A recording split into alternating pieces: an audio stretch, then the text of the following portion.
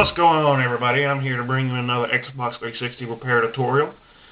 We'll be working with the Samsung DVD drive, and we'll be replacing the spindle motor. The spindle motor is the motor that the disc sits on, and it spins it around, hence the name. Pretty self-explanatory there. A lot of things that you might want to look for to try to diagnose whether or not this is what you need to replace. There are ways to test this without having the top piece on, although it's not easy.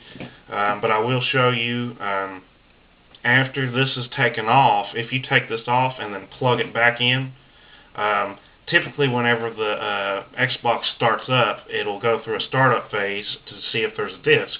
And so that little spindle motor will spin a little bit. If you don't see that spindle motor spin whatsoever, then it's almost definitely going to be that motor that's gone bad. Another way to tell is if you go in there and play with the motor and just try to free spin it. If you spin it, it's not going to spin crazy fast or anything, but it's going to be able to spin pretty freely. If it kind of is really tough and hard, then it's not going to be it's not going to be able to spin at the proper speed, and so that's definitely something that means that that's what needs to be replaced to fix your disc read errors. Alright, for tools we're just going to need simple little jewelry or electronic screws, as some people call them. And that's all you're really going to need for this part, minus whatever you need to open the console up, of course. First we'll take out these 4 screws to get this outer case removed.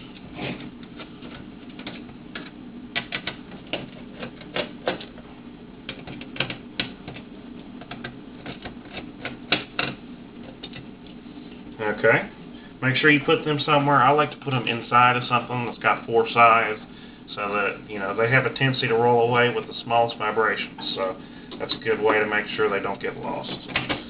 Alright, now we're going to pop this off. Pretty simple right there. Usually this slides right off. Okay, now this is a spindle motor. This one spins fine, but it is definitely conked out. I've actually replaced everything on this drive except that, and it still has the disc read error. So this is definitely what is wrong on this one, although it does spin freely, and it does try to spin. Sometimes it just, I guess it just can't hold the correct speed, and that's what makes it unable to read the games.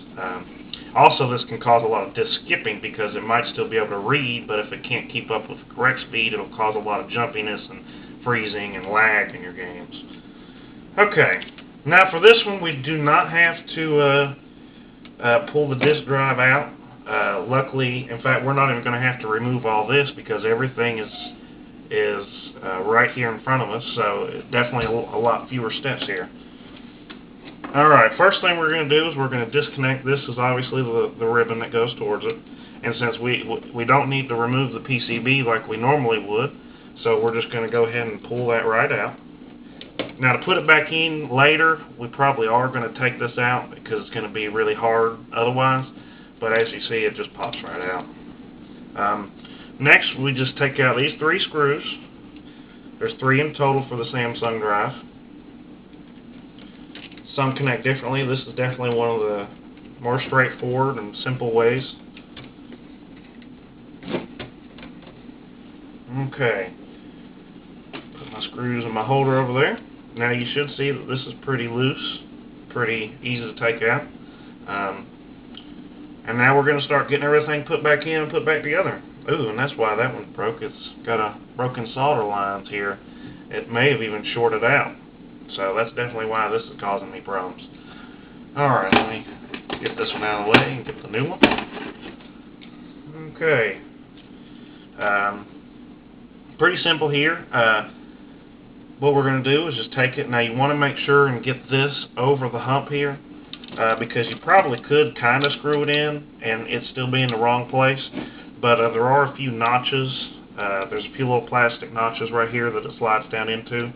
So you'll know you've got it in the right place if it's not able to really move or it doesn't jiggle back and forth. Because see, if you were having it like this, you see it kind of jiggles. So if you put it back in there and get on those notches, you'll see it's pretty solid, even without the screws.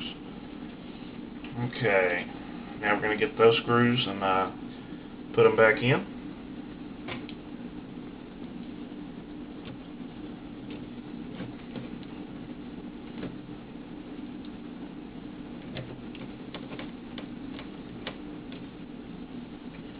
Next, all we're going to have to do is we're going to take the PCB board out a little bit just so we have room to get this ribbon in there.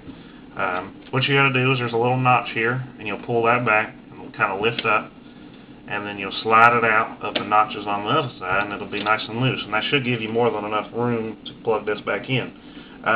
Now, always make sure that the blue tab, the part with the blue tab, that part is going to be facing down. Okay. So you can see the little metal strips that are actually in the wire. Those are going to be facing up. Okay. So all you got to do is just get it lined up and slide it right in there.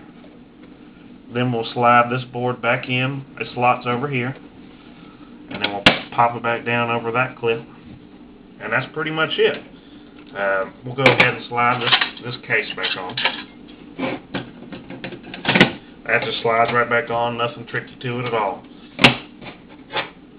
Another reason why I like messing with the Xbox 360 is a lot of this is pretty simple and straightforward to take apart as far as the outer shells and everything.